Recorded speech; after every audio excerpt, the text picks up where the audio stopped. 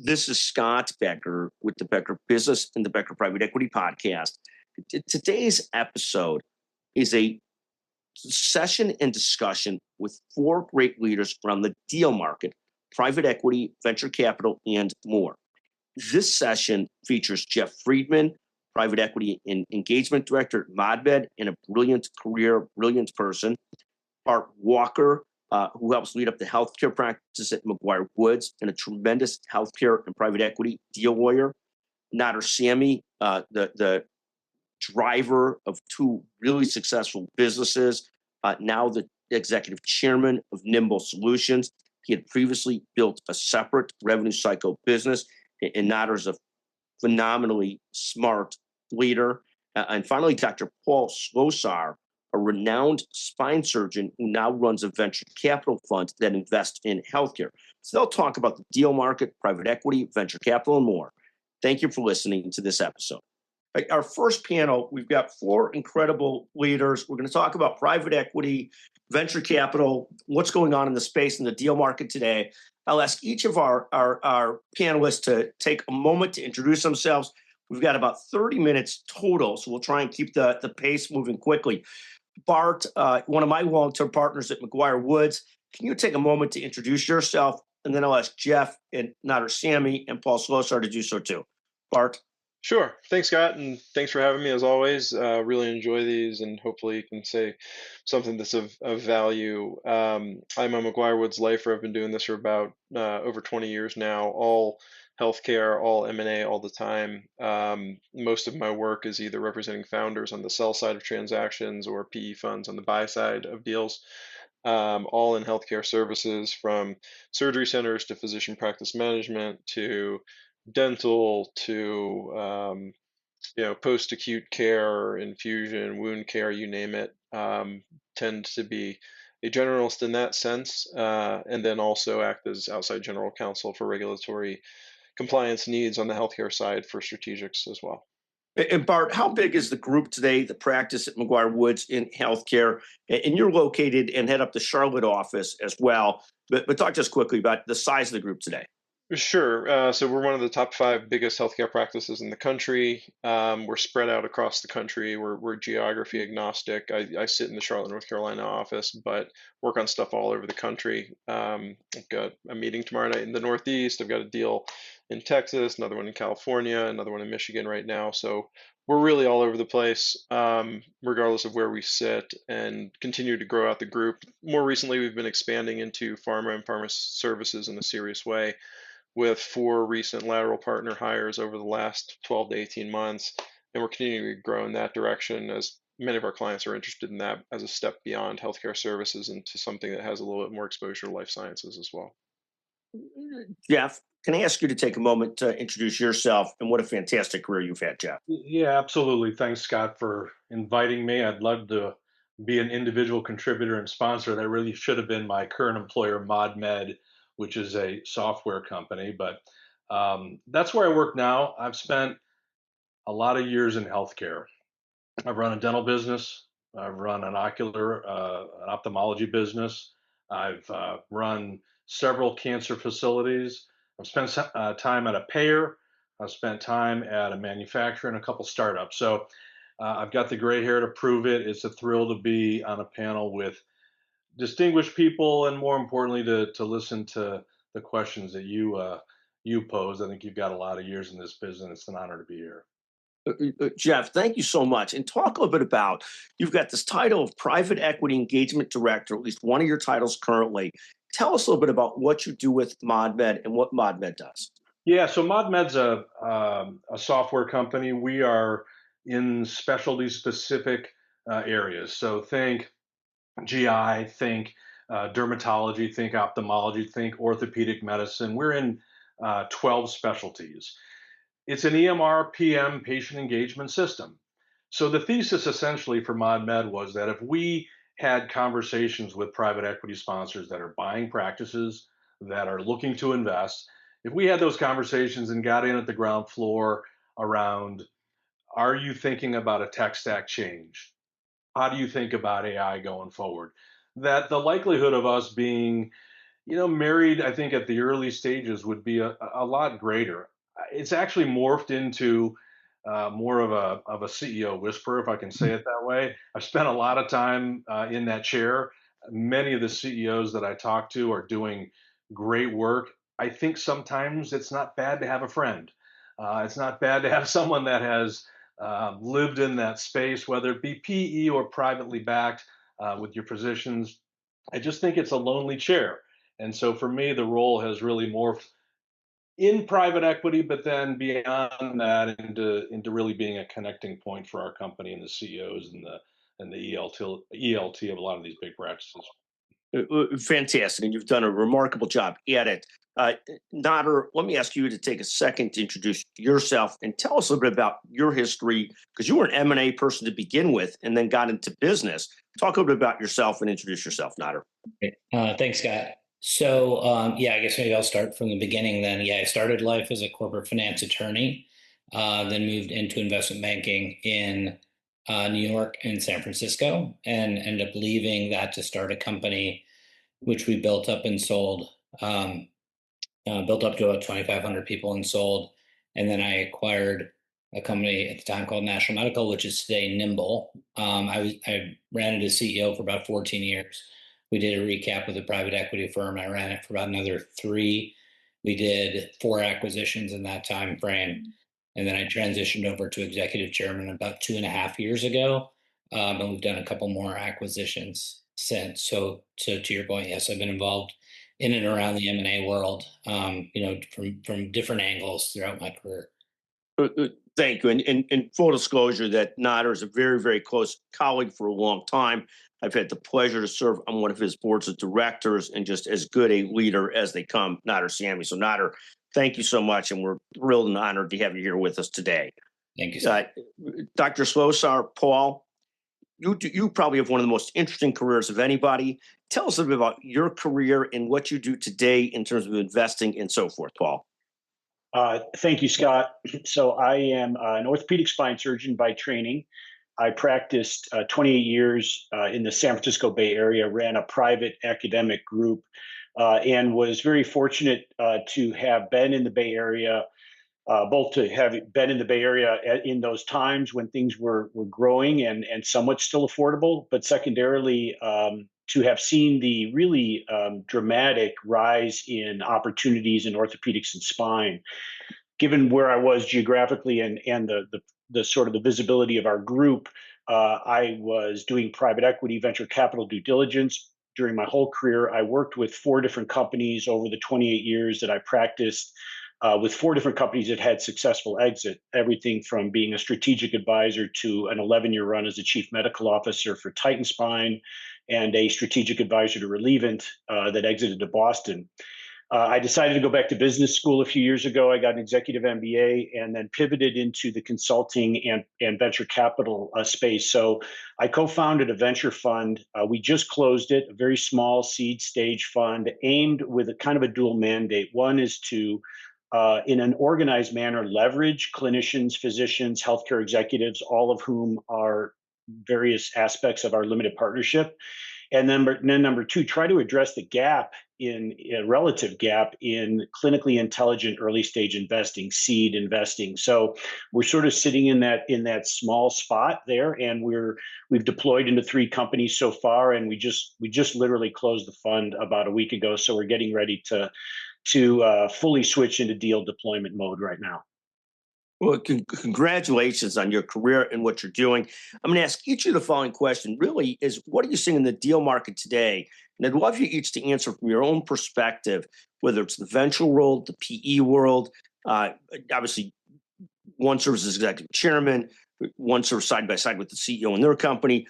Bart sees a whole number of different things and also serves as an advisor to several companies, and Paul's an investor. Paul, I'll start with you and go back around the horn that way. Paul, tell us, what do you, in each person, just think about a minute to 90 seconds each. What are you sort of seeing in the deal market today? Is it hot, Sure. cold? What do you see out there? Well, again, with the caveat that I'm viewing the world from an early stage seed healthcare investor perspective, deal flow is strong. That's really not a problem. we're seeing, and we've aimed at as two aspects of our investment thesis, women's health, which has been undercapitalized for quite a while, as well as the operational efficiency tools that are really significantly underrepresented in healthcare. So tools that are genuinely helping deliver better care, not so much the clinical, but the operational side.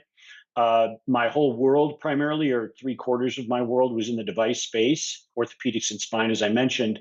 That's a pretty mature market now. Not to say that it isn't, there's not opportunities there, but we're definitely looking at areas of deal flow, inbound deal flows that include workflow, supply chain, clinical care, and I mean everything from scheduling tools to the AI decision-making tools that clinicians will use in women's health. And Dr. Slosar, anything that you're particularly excited about? Is there one area, one company you've invested in, or anything that you're particularly excited about in terms of the areas that you're looking at? Yeah, in the 3 investments we've made, I'll talk about one and we can touch on it later. But the things that are in the revenue cycle management, I know that's a crowded space, but it's so fragmented and so confusing to the average customer, the average patient, the clinicians who provide that care. The opportunities in revenue cycle management that bring a organized and cohesive platform, one of which is one of our investments, which is called Clear Health, one single point of solution for the entire exposure of a patient's out-of-pocket deductibles. Usually, you have to adjudicate those as a patient across all these providers, hospitals. So things that bring cohesive organization to revenue cycle management and drive revenue is a good place to be, in my opinion. That's the one that I'm really excited about so far in our portfolio. Thank you very much. And fascinating what you're doing, and what a fascinating transition. I wish we had more time. So we'll talk about the transition from orthopedic spine surgeon to investor, and what that is like. Nader, I'll ask you to talk about something similar. First, what are you seeing in the deal market today? I know you watch it really, really closely, from being a deal professional a long time ago to being heavily engaged in deal activity today, and watching what others doing, competitors are doing, investors are doing. Well, what are you seeing out there? So I think the most interesting change that I've seen in the last year is, I kind of refer to it as almost an AI screening framework. And it now we live in the HCIT world. So in this world, step one is investors are really looking at the industry broadly. They're taking a step back before even looking at the business, and taking a step back and saying, is this business going to be here tomorrow? Is it going to get disintermediated by AI? And then, looking at what moats does it have, what expertise, et cetera. So assuming you get past step one and the conclusion is, yes, we think this business will be here tomorrow, given its expertise, its knowledge, et cetera. Then, step two becomes, what will be the impact on that business? So if you have call it a $200 million company, and you fast forward that same business, assume no growth, that same business, what does that top line look like?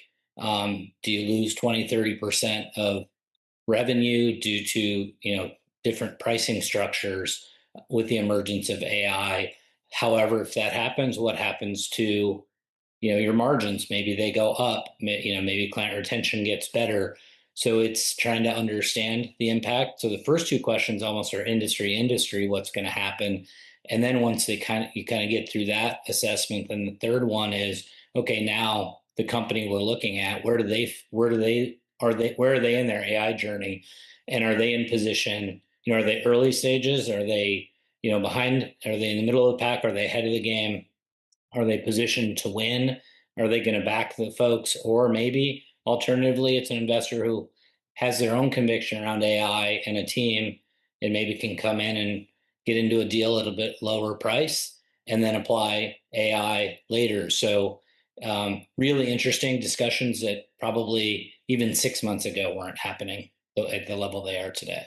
It is fascinating to watch the impact of AI on people looking at deals and trying to explore deals. I saw a recent headline today: Microsoft CEO Satya Nadella, which has been the software powerhouse, business software powerhouse forever, really talking about how some of the AI powerhouses might have an unfair advantage at some points and some of the challenges they will face, which seems ironic from sort of one of the top companies of all time in terms of market cap and size, complaining about what AI might do to their business and sort of taking shots at it. I thought it was fascinating.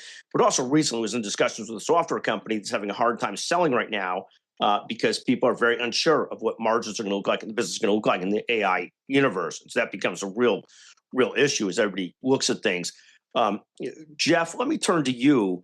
And what are you seeing out there in the deal market today? And are you seeing opportunities? What do you see out there? Yeah, it's not the position you want to be the third of the panel with the same question. But I'll tell you, it's interesting. Paul hit on a couple things that I want to multiply a little bit. And I come from a lens of an operator. So I've spent my time at practices and at healthcare technology companies. I went to a conference a while ago and somebody walked out and said, "Wow, let me write that down. You got to have good operations." I'm not so sure that this is like the new in vogue thing. You have to have good operations, and you've had to have them for the last 55 years in healthcare. But what does that actually mean? Good operations means that you are taking redundant and mundane tasks and you are doing them faster and better and more efficiently so your staff can actually do something that does one of two things. Either allows the doctor to see more patients or spend more time with his patients, or there's an ROI. So if you're not doing those things, I think you're really a business that is ripe for a consultant who comes in and says, "Wow, you want to sell, but you're nowhere near ready." So I see, Scott, a lot of people thinking they're ready to go to market, but they're not. And they have, this vision that I can get 15x on my existing EBITDA, and they really aren't even close. The other main point I'd make, and this is a stat that I think is so telling, and it speaks to what Paul and Nader talked about for AI. So since 1970, so a while ago, the number of physicians in healthcare has increased by about 150%. So more physicians. We still have a massive shortage, but there's an increase in physicians. Makes sense. In that same period, 1970 to today, there's almost a 4,000% increase in administrators. So what do? That doesn't mean you fire a bunch of people. What that means is you have to find a way to, as I said earlier, get the doc more time with the patient. Sometimes that means seeing more patients, and find a way to have an ROI. So I see people that can do that, whatever, it's a PPM, it's a health tech company. If you can do those things, there's a great market for investment. And the numbers would reflect that. If you can't do those things, you better figure out a way to do that if you want to have some kind of exit. So it's really I think it's a great time, but you got to be pretty clear about what you're doing in those areas. And I love that concept. You better have true sort of, like, you could call it product market fit, or truly something that does something that makes some value, it adds some value. It's I think a great point. Your point on operations is so well taken. That stat, 150% increase in doctors, 4,000% increase in administrators, is a frightening and daunting stat. That's an insane stat, and I know a true stat, but that's literally remarkable. Bart, what are you seeing in the deal market today? You see it from a bunch of different perspectives. Very busy deal market. Obviously, at the top of the public markets, it's crazily busy. But what about in the private equity VC world? What are you seeing? Sure, and I'd agree with what Paul said earlier from the VC side, that deal flow is still very strong. There are still opportunities out there. There are a lot of opportunities coming across the desks of the PE funds. What we've seen is they're being more selective, though. Gone are the days when there was sort of a gold rush around healthcare services, where we would see people coming to us, "Hey, we've got a healthcare deal we want to do," and we're having to do a lot of education from ground zero, because there was a lot of what I'd call tourists in the healthcare space. I don't mean that in a pejorative sense. It's just funds that weren't really, dyed-in-the-wool healthcare investors. They were trying to diversify into or try to catch the tailwinds associated with healthcare services consolidation. We're not seeing that anymore. What we're seeing is more dyed-in-the-wool healthcare investors. It's a central part of their investment thesis. Those funds are still doing very, very well, and they're picking their spots. They're not putting a bunch of chips down. They're being very disciplined about their investment theses, and they're executing. Those are the ones that are doing well today. They're still doing well. The ones that have done less well, and we have seen quite a bit of distress recently, and I'd say that is a development within the last 12 months. We're seeing more and more either PE fund clients come to us or founder-backed companies, primarily PE-backed, or companies or platforms that have been through one recap or two, that are having challenges hitting their loan covenants. They're looking at maturity dates coming on a lot of their debt. So they're either looking to refinance out of that or to cut a deal with their lender. So we're seeing some creative deal structures come around those. That is a real trend and definitely something to keep our eye on. But it is separating the winners from the losers. I think there are plenty that are still doing really, really well, but there are some that are showing signs of cracking, and they're going to have to do something. I think the reason we haven't seen more on the exit side of the PE-backed platforms is they're getting good returns, but they're not what they want. So they may be getting, a 2 or 3x on their investment, but not a 4 or a 10. And so a lot of them are playing the waiting game. They're being very patient about when the right time is to exit, and they're looking beyond just dollars and cents into deals where they can keep some chips on the table. We're seeing more and more funds retaining rollover equity into post transaction. We're also seeing continuation vehicles, and we're seeing continuation funds where they still think that they've got more room to go on their existing investments. So we've seen a lot of that happening too. But within that backdrop, or against that backdrop, we're still seeing quite a good number of really successful, good big exits on the private side, and the private markets still have an appetite for those deals, both on the buy and sell side. So we're, at least at the firm, anecdotally, we're having a very busy year. Thank you so much, and fantastic. So we've got about 7, 8 minutes left. I'm going to ask each of, and Bart, we'll have you on the next panel as well. So Jeff, Nader, Paul, I'm going to ask you each one of the next 3 questions. I'm going to start with Jeff, so I don't have to hear him be upset with me for asking him the same question that everybody else has asked. So Jeff, I'll start with you. Where do you see, I'll give you the question of what separates companies that attract strong investor interest from those that struggle? Where do you see sort of companies that there's a lot of interest there? Is it management? Is it cash flow? What drives strong investment interest where compared to those that struggle in getting investor interest? Yeah, so I think if you asked this question 10 years ago, it's the exact same answer. And I don't want to be coy about that or glib about it. I mean, let's look at what a good healthcare business is, and it's probably universal to other businesses, but it's a simple formula. It absolutely does start with the management team. You cannot have a good management team, a good company without a good management team. Management team is not just administrators; it's physicians as well. And I'm not saying that because Paul's a physician, but it's absolutely that combination. So it starts there. When we talked earlier about AI and we talked about your roadmap for those things, I think that's a whole session in itself. But if you don't have specifics around how you are putting an AI tool into your business, you don't have that actually mapped out, I don't think you're very attractive. I think that's a big part of it. And I'd say one other key point there, there's a bunch of point solutions, which is to say I'm going to bolt it onto my EMR. Warning here, but I work for an EMR company right now. We see us having a moat around all those things. And wouldn't you rather, out of practice, have those tools within the EMR versus bolting it on? Whether it be RCM, to your point earlier, Paul, or it is a voice AI component, that's best served when it's done internally. So that's a key point. The last thing I'll tell you is the space. Which one are you in? Are you in GI? Are you in women's health? Are you in dental? Are you in health tech? Many of those things start with the slide that says aging population. We can have more patients. Everybody has that first slide. But what does that mean? Are you actually able to attract people that are not necessarily insurance dependent? You've got a different level of cash flow.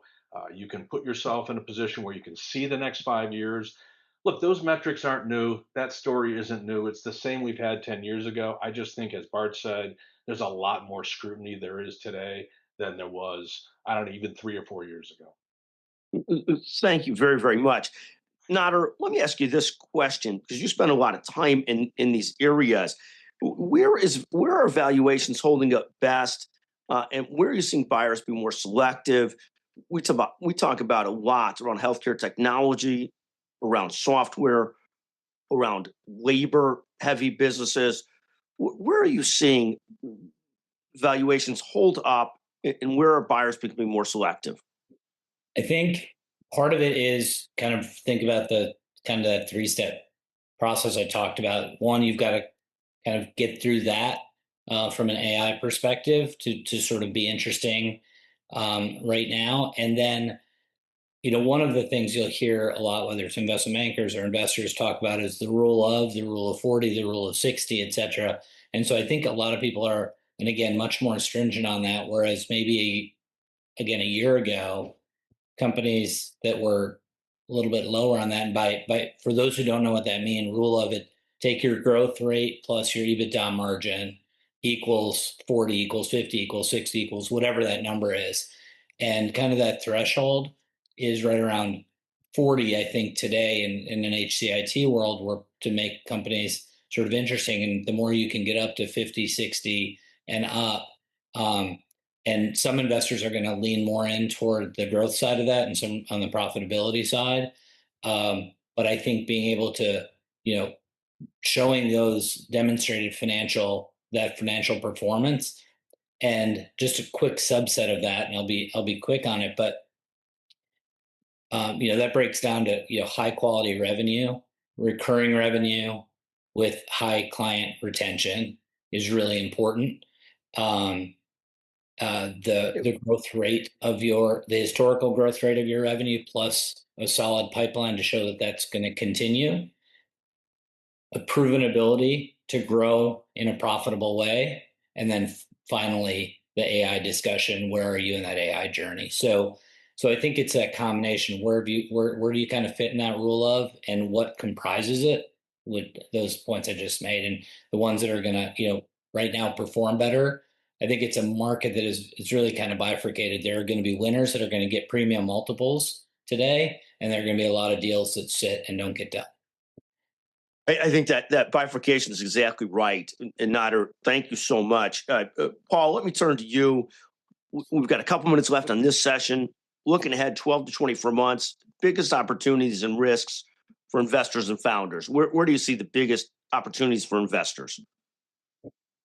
Well, I think, Scott, there's this convergence. Obviously, everybody's talked about it. I'll echo it again. This AI-driven opportunity to finally, technology in medicine has been EMRs that have been poorly designed and usually poorly adopted, but clinically relevant AI-driven support tools, and I mean operational and clinical.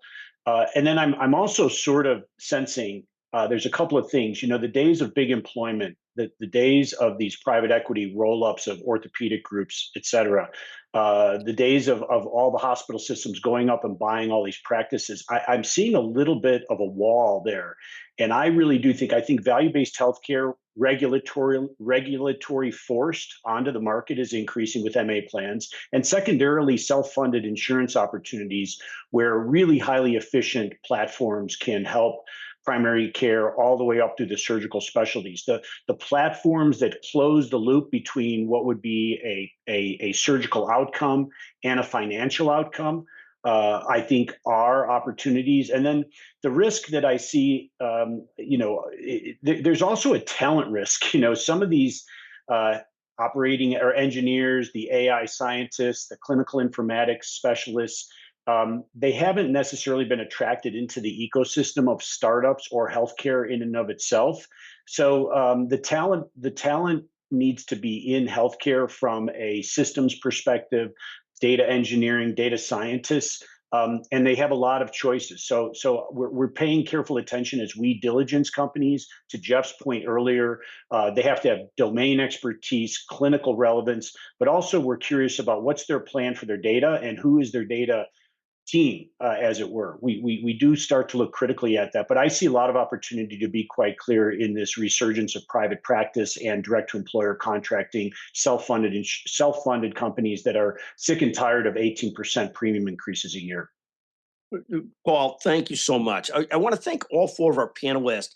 There was somebody who mentioned about the 1,100,000 physicians versus 345 million people. And for whoever did say that, we couldn't agree with you more if that's the point, that we've got a daunting shortage of physicians versus compared to our population. And that's a whole nother subject and discussion, but we think that is a daunting problem. Thank you for listening to the Becker Business and the Becker Private Equity Business Leadership Summit. Again, thank you to each of our sponsors, McGuire Woods, Perpetuate Capital, ThinkSpan, Priority Search Management, Range Park Partners, Baird & Warner, and Elevate Talent Advisors. Thank you very much.